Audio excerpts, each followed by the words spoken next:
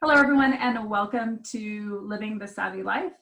Our show is about smart spending and looking at your finances from a lifestyle perspective. My name is Melissa Tosetti, and this is my colleague. And Kevin Gibbons. And today we want to talk to you about intermittent expenses, which at first blush may sound like a but therein lies so much of your fun stuff, absolutely worth the conversation. So that being said, Kevin, could you please define what intermittent expenses are? Sure. An intermittent expense is just one that does not occur regularly every month. When we are building spending plans for our customers, our clients, we look at spending in several different categories. And one of the categories that most people have a pretty good handle on are what are your monthly expenses, things like your rent or mortgage, the amount of money you spend on groceries every month, the amount you spend on transportation, whether that's gasoline or a bus pass, car payments, credit card payments, things like those that happen every month. You have a pretty good handle on that. And a lot of people can, because they have a good feel for how much they spend every month, they can set the money aside and they can plan for that, and that works out fairly well. Where a lot of people run into some challenges are with the intermittent expenses, and those are expenses that occur throughout the year, and you forget about them until they're due. And the classic example that we use, because we're based in California, is automobile registration. California has some of the highest automobile registration in the country. It can be a big expense. So you get this bill, the Department of Motor Vehicles sends you this bill and says, in 60 days, you have to pay $300 or $500. And you kind of throw your arms up and go, oh my God, I forgot about that. I'll put on my credit card, I'll pay it off. Okay, that's good. I did that. Thank God that's gone. I don't need to worry about that for a year. And then it's intermittent. And then maybe in 3 months, property taxes become due. There's another intermittent expense. Or, if you think about it, the holidays, if you're gift giving in December for various religious reasons or just for social reasons, that's an intermittent expense. You don't think about that. And then suddenly November rolls around and you start putting your gift list together and realize, wow, I need to find another $1,000 to pay to buy for all these presents. That's $3 or $5 grand. Yeah, we have clients that pay more. That's what an intermittent expense is. Something that comes about where that is not on a regular basis. One thing I want to stress: an intermittent expense is not an unexpected expense. That's a big difference. All right. The fact that your registration is due next month, that may catch you off guard, but that should not be unexpected. You know that you own a car. You know that you have to pay registration, all right? An unexpected expense is driving down the road, you hear a clunk, and the drive shaft falls out of your car. That's an unexpected expense. Right. But intermittent expenses, we should know about them, but sometimes we get a little careless or it slips our mind and we don't remember them. But they should be anticipated. We can plan for them. That's the key for it. I think too often we think that we're looking for that 1 month that, this is gonna be a smooth month, nothing out of the ordinary is coming up. But the fact of the matter is that most people have anywhere between 15 and 40 intermittent categories on their spending plan. Summer camp, veterinarian bills, pet grooming, hair care, buying clothes, that's an intermittent expense. I don't know anybody that spends the exact same amount of money every single month or every single year on clothes. And so what ends up happening is there is no normal month. Mm-hmm. Monthly reoccurring expenses, that's all normal, but you're getting hit they're getting hit by this. I can't make my hands do that. This is going on. And then all these intermittent expenses are getting shoveled in. And this is probably the biggest piece of the puzzle that we focus on when we are working with clients because it's so easy to forget about. So the things that are coming up or anticipated, but then there's also the fact that we don't necessarily vacation in the same place every year. So our vacation spending is going to be different. Our computer needs might be different every year.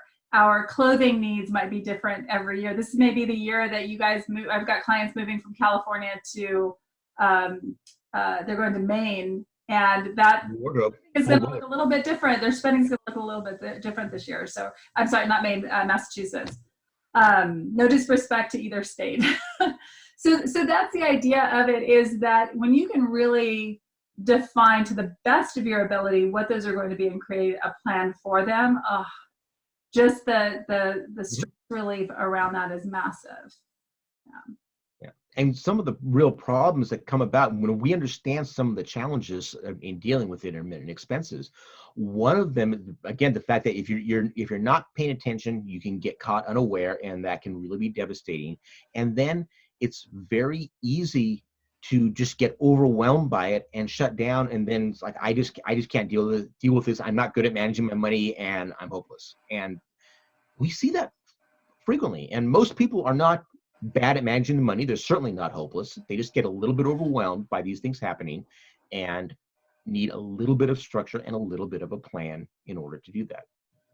And I think that overwhelm, very often what they'll see is, I don't understand how to pay for those intermittent expenses with my income. Like, how do you make that happen? And Kevin, you have become the master of the intermittent expenses and the triage plan. And what I don't want to do is introduce a topic to you guys and say, yeah, you should manage your intermittent expenses, and then, okay, see us on our website, thesavvylife.com. We want to give you some solutions. So the ideal way to manage an intermittent expense is kind of like how I talked about it earlier. If an intermittent expense is due once a year, every month you put away 1/12 of that money, and then when that expense comes due, it's you have the money and you pay the bill, and then the next month you start saving for next year's bill, and you just get on that cycle, and you're doing that. Most budgeting software, that's how it's set up. They will say, there'll be something like, when do you have to pay this bill? How much is it? How much time do you have? Okay, you're going to save that amount of money every month, and everything's great. That's a nice steady state solution, but there are some weaknesses in that idea. If things are going along smoothly and you're executing your plan for 1 to 2 years, updating it as you go along, that's a really great way to do it. But what happens when you create a spending plan in May and your car registration is due in June? You don't have a year to save for it. Yeah. So now we have to start doing what Melissa referred to earlier, which is the triage plan. And the triage plan, just like in an emergency ward of a hospital, you're prioritizing cases. You're looking at, well, all right, ideally, I should be saving money for Christmas every month, but my car insurance is due next month. I have to pay that bill. So I'm going to prioritize, put more money aside to pay that car insurance bill, and then I'm going to make up for that and increase more money going into my Christmas account so that when December rolls around, I have enough money. It's a juggling act. And Melissa had said earlier that there are people who have 15, 20, 40 categories of intermittent expenses. Plus, you don't want to forget, you have to pay your monthly bills still. While you're doing all this, you still have to pay your monthly mortgage. So what we do is we get into this and we craft a month-by-month plan that looks at when our expenses due, how can we push things off and reprioritize and move buckets of money around. And if you can do this, great, go for it. If you can't, that's what we specialize in. It's not rocket science, and I can say that legitimately. I used to be a rocket scientist. I know what rocket science is. It is not rocket science, but it is time-consuming, and it takes an attention to detail, and sometimes it helps if you're not emotionally involved in it, and that's where the Savvy Life can come into play, is that when we do it, we're interested in the success of the client, but for us, in a large part, we are just crunching numbers and doing the math to get things working, looking at what the client will need and crafting a plan that will work with them based upon their input and what they told us about themselves. But we're not emotionally caught up in the angst behind it, and that gives us a little bit more clarity to actually craft that plan. The nice thing about creating a triage plan is that in most people's experience, you create it the one time. The idea of a triage plan is to get you through that first year where the timing and your income isn't quite lining up, but you get to a point after that first year where it does line up, and that's when you're starting to automate things. Yes, There's some work that needs to be involved in maybe transferring money here or there initially. That's for the short term. we want as much of a client's financial life to be automated, because let's go have some fun. Let's go, we don't want you sitting there managing your money for hours and hours at a time. None of our clients have to do that. That's not the idea. It'd be easy. Yeah. Whoever you might be, the goal is really, you create that plan. Sometimes it takes a little bit more energy in the beginning, but that is going to be worth it, because it's going to get you to the other side of a plan that just feeds itself, that automates itself, and just needs to be nurtured a little bit. And we've done that with a number of clients. When we do these triage plans, typically we lay out a plan for anywhere between 3 months and 12 months. And then after that time, everything gets on this smooth cycle, and you have the runway to save for those expenses. The real challenge and the purpose of the triage is dealing with those expenses that are coming up before you have the 12 months to save for them. Yeah. So, give it a shot if that's something that is of interest to you. If you found yourself getting caught by those expenses, right? I would start by sitting down and listing all of your monthly expenses. Again, that's going to be easy. And then go down and just think through, maybe look at your calendar. You could, in an ideal world, go and look at all of your credit card statements and your checking statements for the last year. But for so many people, that's going to be like a stopping point. I'm not going to do that. So instead, look at your calendar. When is it that you go on vacation, or the kids go to summer camp, or I say summer camp a lot because that's one that throws people off, because for most summer camps, now granted with COVID, things are different this year. In that experience, that's not necessarily going to be happening so much, but next year it will be. Yeah. But people have to pay for summer camp most of the time in February. Or earlier, yeah. Summer camp in February, right? So that's really where that calendar comes into play. But just go ahead and list all those expenses, and then if you realize that the timing is going to work out and that you've got plenty of extra income for that, then you have a known, you're all set. But if you're looking at that going, and the inclination is to pull out the credit card, that's where that intermittent triage plan is really going to work for you. But even if you feel some trepidation about going after this, the thing that we always remind people of is the more runway you have, the better your chances are for success. Yeah. If you put a blinder on and say, I'm not going to think about that until it's due next week, well, now you've really got to scramble to find the money. If you thought about it for 2 months ahead of time, at least you got a little bit more runway to solve that problem without being quite so painful.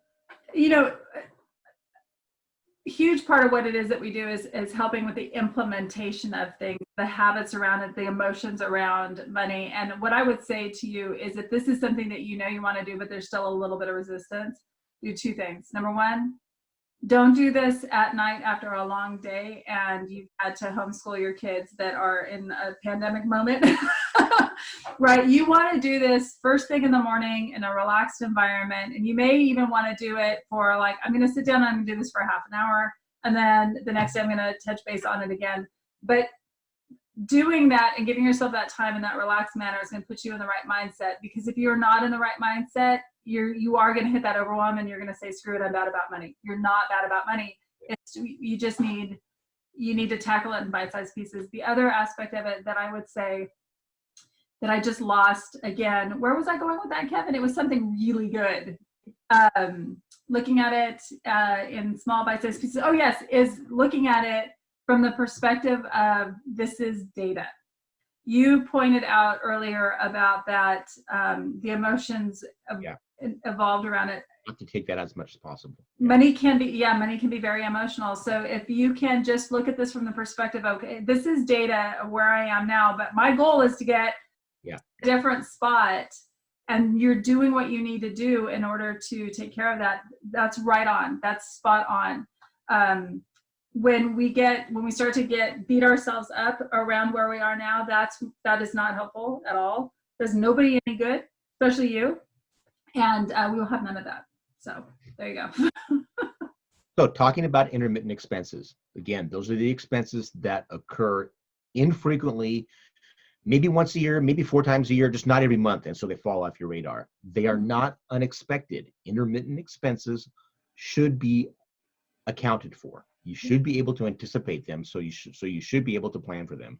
We know what the challenges are. You don't want to get overwhelmed by them. And There are two ways to solve this. And if you're in a steady state solution, it's much more simpler to just put a certain amount of money aside every month to pay for them. And then when the bill comes due, you pay it and you immediately start saving for the next installment. If that doesn't work because of when you're starting to develop a spending plan or other things come up, you need to do triage. Triage is just a fancy word of saying I'm going to prioritize to make sure that I take care of my immediate obligations and then figure out how to take care of my future obligations. And so sometimes that involves getting a little bit fancy with the money and looking at how to move buckets of money around, but that's all that you're doing. Yep. Try not to get too emotional about this. As Melissa said, this is all just data. We're just trying to figure out how to get to the end point that you want to be at. Yeah. Yeah. So we just want to conclude with, spending plans, what they do is they fund the life that you want to live. And so whether you do it yourself or you hire an outside resource like us and what it is that we do, the outcome is going to be magic, in that it's going to get you on the road, on a clear path to the road, again, to live the life that you want to live. Yep. So with that, want to remind you that you are very welcome to visit us at our website, thesavvylife.com. We publish an article just about every week on various topics around money. We would love it if you'd like and subscribe and share our videos with anybody that you think would benefit from them. And Kevin, what am I forgetting? Social media. Social media. How can I forget social media? So yes, we are Instagram, Facebook, LinkedIn. We'd love to connect with you on LinkedIn. We've spent a lot of time on LinkedIn, and I think that's it. I think I got it all. All right. And Twitter. Yeah, we do. We tweet a little, just a little. All right, guys. Have a great day. Thank you again for joining us. Thank you. All right.